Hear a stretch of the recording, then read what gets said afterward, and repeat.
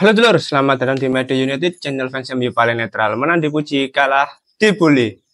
Di video kali ini kita akan melihat beberapa komentar Erik ten Hag pasca pertandingan FC Porto melawan Manchester United. Ya, mari kita melihat alasan apa lagi yang akan disampaikan oleh Erik ten Hag. karena, karena biasanya ya pasca pertandingan Manchester United, Erik ten Hag selalu menyampaikan komentar-komentar yang cenderung sama dan sudah menjadi template bagi Erik ten Hag, terutama ketika mengalami kekalahan. Ya, terkait proses kita harus konsisten, kita sudah berada di jalur yang benar. Begitu terus sampai dia dipecat. aduh. Ya, ini kita akan melihat beberapa komentar Erik ten Hag dan mungkin dari apa yang sudah disampaikan bisa kita diskusikan bersama. Langsung aja. Yang pertama, Erik ten Hag menyampaikan bahwa pertahanan kita sangat mengecewakan. Kami mengawali pertandingan dengan sangat baik. Kami mendominasi, mencetak 2 gol bagus, tetapi kemudian kami kehilangan kendali. Jadi awalnya sudah bagus. Lini tengahnya tidak bagus, lalu kami mengakhirinya dengan sangat baik. Ini tempat yang sulit untuk didatangi. Jadi setelah tertinggal 3-2, kami berhasil menyamakan kedudukan yang sangat bagus untuk semangat kami. Anda lihat lagi bahwa tim ini memiliki karakter yang sangat kuat, tetapi lini tengah pertahanan harus kami tingkatkan. Ya, gimana ya? Kita semua mungkin agak bingung ya.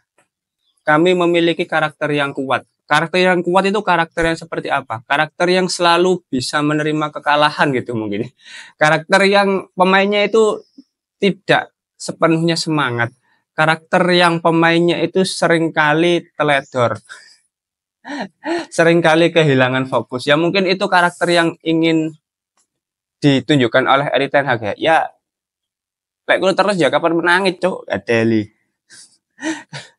Seperti biasa, kami awalnya mendominasi. Kami menjalani pertandingan dengan baik. Aduh. Ya menurutku untuk lini pertahanan Manchester United kemarin sangat ya nggak sangat buruk sih. Kurang jeli, kurang fokus itu sih kalau menurutku. Karena benar selalu ada antitesisnya gitu loh. Kalau Manchester United menjalani pertandingan, kamu mencetak gol di awal-awal, habis itu kebobolan, lini pertahanannya kurang bagus. Kalau nggak gitu lini pertahanannya bagus, tapi secara finishing buruk, akhirnya nggak bisa mencetak gol. Gitu aja terus yuk, sampai kiamat yuk. Yang kedua, Erik ten Hag mempertanyakan mengapa kita kehilangan kendali. Pertama-tama kami harus lebih baik dalam menguasai bola. Seperti bagian pertama, terus berganti posisi dan para pemain merasa bebas. Kami punya rencana yang bagus di area pertahanan kami. Kami punya pemain yang sangat bebas. Jadi, memanfaatkan mereka dan lebih banyak gol akan tercipta. Ya, mungkin peran yang dimaksud adalah Bruno Fernandes yang memang dia sebagai pemain Manchester United perannya lebih ke free roll ya. Karena dengan memberinya kebebasan itu bisa lebih leluasa dalam menciptakan peluang, dalam memberikan umpan-umpan kunci, dalam melakukan finishing di area manapun. Tapi nyatanya ya Bruno di 2 pertandingan 2 kartu merah, cuk. Bukan, bahkan gol sama kartu merahnya lebih banyak kartu merahnya gitu dibandingkan golnya gitu. Aduh, parah dah. Ya kalau misalkan dia mempertanyakan mengapa kita kehilangan kendali, seharusnya kan hal seperti ini sudah apa ya? Sudah benar-benar disampaikan gitu loh ketika latihan. Ya besok kalau lawan Porto, kamu harus fokus ya, jangan sampai kehilangan kendali, jangan sampai ada kecerobohan dan lain sebagainya. Tapi yang terjadi ketika di lapangan, ya kok masih terus saja berulang gitu loh hal-hal seperti ini. Kan Erik ten Hag sebagai pelatih kan tentu sudah menganalisa ya tipe permainan FC Porto ini seperti apa, karakter-karakter pemainnya ini seperti apa. Kan harusnya sudah diantisipasi sebelum pertandingan ketika masih berlatih di Carrington gitu. Tapi nyatanya kan hal itu tidak bisa ditunjukkan para pemain ketika berada di atas lapangan. Dan Erik ten Hag juga terkesan kayak seadanya gitu loh, yang penting main. Bahkan saking buruknya waktu itu ketika melawan Spurs, Paul Scholes sampai bilang Manchester United ini kayak tim yang nggak pernah dilatih gitu loh, main main main main ala kadarnya, main seadanya itu, parah wes. Selanjutnya Erik ten Hag menyampaikan bahwa kami menciptakan cukup peluang untuk menang. Kami baru saja mencatat 3 clean sheet, jadi kami bisa bertahan dengan baik. Namun kami harus kembali ke kebiasaan itu. Hanya dengan begitu Anda bisa memenangkan pertandingan. Jika Anda mencetak 3 gol dalam pertandingan tandang di Eropa itu sudah cukup. Ya, belum cukup lah. Kamu mencetak 3 gol tapi kebobolan 3 gol. Ya, 1 poin masih bukan bukan 3 poin, jir. Ini apa ya? Terkadang itu dari hasil pertandingan lalu yang disampaikan oleh Erik ten Hag itu agak gelambir, Juk. Maksudnya keluar dari konteks gitu loh. Kalau misalkan tim ini memiliki mentalitas pemenang ya, meskipun skornya imbang, ya ini nggak bisa diterima lah. Ini hasil yang kurang memuaskan, Ci. Kalau misalkan kamu bilang kami mencetak 3 gol, itu sudah cukup. Ya kalau 3 gol endingnya 3-0 nggak apa-apa. Kalau kalau kamu kemasukan 3 gol ya harusnya kamu memasukkan 4 gol gitu. Baru bisa meraih kemenangan. Itu baru kamu sudah merasa cukup. Gak paham. Selanjutnya Erik ten Hag menyampaikan alasan mengapa dia menggantikan Marcus Rashford. Kami harus melakukan rotasi. Garnacho kami tidak memainkannya sejak awal. Ia bermain dengan sangat baik.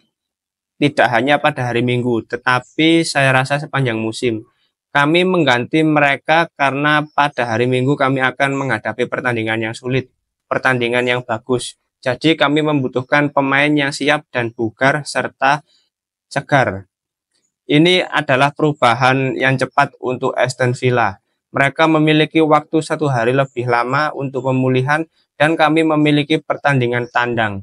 Jadi kami menginginkan pemain yang segar di dalam lapangan. Ya menurutku kalau pergantian Rashford ini nggak ada masalah sih karena memang perlu adanya rotasi pemain.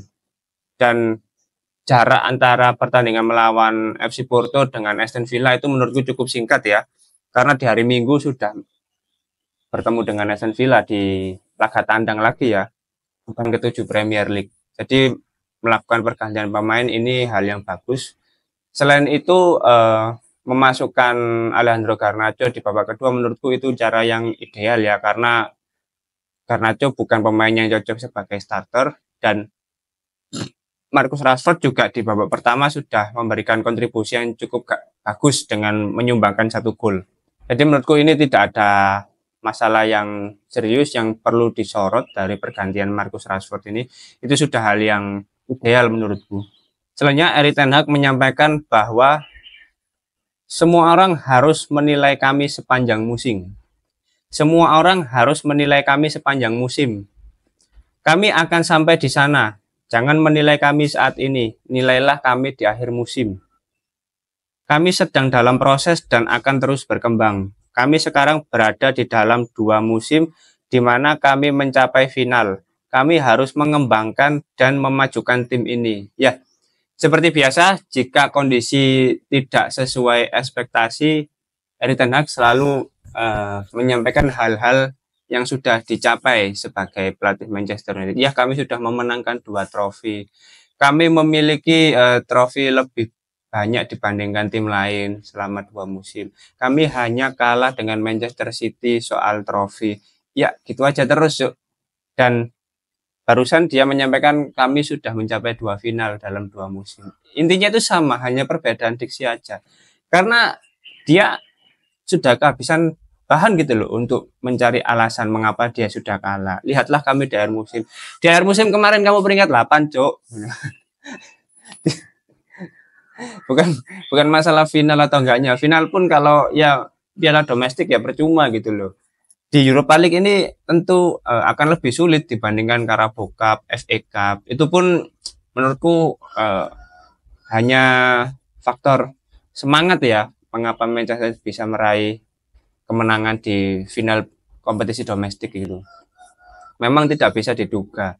Tapi hal itu kan tidak bisa apa ya? Kayak iso dijagakno ngono lho, Lur.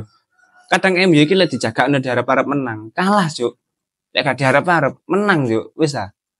Angel, angel, angel full support nak MU ku wangel, Cuk. Kon full support kalah terus. Bahkan sudah berapa pertandingan ini? 4 pertandingan kalau nggak salah. Belum menang sama sekali. Kan rada nggak teli, Cuk. Wis ah wangel angel. Terus Erik Ten Hag iki iso mek bangga-banggakno hasil pencapaiannya selama 2 musim di MU. Aduh, gak masuk lah. Dan yang terakhir, Erik Ten Hag menyampaikan bahwa staf dan para pemain selalu bersama-sama. Kami akan bekerja keras dan terus berjuang. Anda melihat semangat dan hubungan antara staf dan tim. Di antara para pemain, bersama-sama ada semangat yang kuat. Kami ingin meraih kemenangan dan kami berada di arah yang benar. Kami memiliki mentalitas dan semangat itu. Tetapi terutama di beberapa bagian pertahanan kami harus melangkah maju. Ya, seperti biasa, statement dari Erik Ten Hag selalu ditutup dengan kami selalu bersama-sama. Kami akan melangkah maju untuk tampil lebih bagus. Ya, seperti itulah. Tidak ada perubahan, cuman intinya dari apa yang disampaikan Erik Ten Hag ya secara tekanan tidak terlalu besar karena di akhir pertandingan pun Manchester United masih bisa meraih 1 poin ketika melawan FC Porto. Tapi dari hasil tersebut masih ada banyak hal yang perlu dievaluasi terutama terkait lini pertahanan yang masih seringkali kurang sigap ya ketika masa transisi dari fase menyerang ke bertahan dan itu benar-benar terlihat ya. Dan di 3 gol kemarin itu semua dari posisi Lisandro Martinez ya. Kita bisa lihat Lisandro Martinez itu memang memiliki kekurangan terkait duel-duel udara karena postur tubuhnya yang tidak terlalu tinggi. Dan menurutku di posisi kiri itu benar-benar bisa dimaksimalkan oleh lawan. Karena di lini pertahanan kita untuk bek kiri ada Lisandro Martinez yang secara duel udara juga kurang. Dan 2 gol itu tercipta dari sundulan oleh pihak lawan. Lalu untuk posisi bek kiri yang ditempati oleh Diogo Dalot juga sama. Itu bukan posisi aslinya, bukan posisi yang ideal bagi Diogo Dalot. Otomatis lawan mengetahui hal itu dan bisa memanfaatkan posisi yang bukan posisi terbaik dari sang pemain gitu loh. Dan itu terbukti para pemain bisa memaksimalkan posisi yang cukup rawan menurutku, yang kerap kali diekspos oleh pihak lawan. Dan hal seperti ini harus benar-benar diantisipasi ya oleh Erik Ten Hag dan juga para pemain karena itulah yang terjadi kalau misalkan secara komposisi itu masih belum ideal. Pemain yang bisa di posisi tersebut tidak tersedia.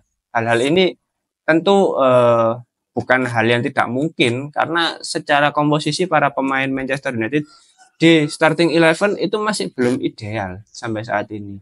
Bayangkan sudah berjalan berapa pekan ya, hampir 7 pekan. Masih ada 1 posisi itu yang tidak ada pemainnya, Cuk. Kan bisa dikatakan masih pincang gitu loh. Para pemain di Manchester United ini posisi. Secara posisi itu masih pincang. Karena masih ada 1 posisi itu yang belum maksimal, yang belum ada pemain aslinya gitu loh. Bahkan sampai sekarang, terus kamu bisa ngapain dengan situasi seperti ini? Ya itu akan menjadi hal yang gampang diekspos, hal yang gampang bocor gitu loh ibaratnya. Ya mungkin itu tadi komentar Erik Ten Hag pasca pertandingan FC Porto dengan Manchester United dengan skor akhir 3-3. Tapi dengan situasi seperti itu tentu Erik Ten Hag juga masih harus banyak membuktikan di akhir pekan nanti ketika melawan Aston Villa. Kalau misalkan besok Manchester United mengalami kekalahan, ya selesai. Jagat raya di sosial media, semua netizen, semua orang pasti akan menyalahkan Erik Ten Hag. Dan kita pun demikian ya, pasti akan menyalahkan Erik Ten Hag. Dan sudah waktunya Ruud van Nistelrooy menjadi pelatih baru menggantikan Erik Ten Hag untuk sisa musim ini. Ya, terima kasih buat teman-teman yang sudah menonton video ini. Jangan lupa like, komen, dan subscribe. Salam.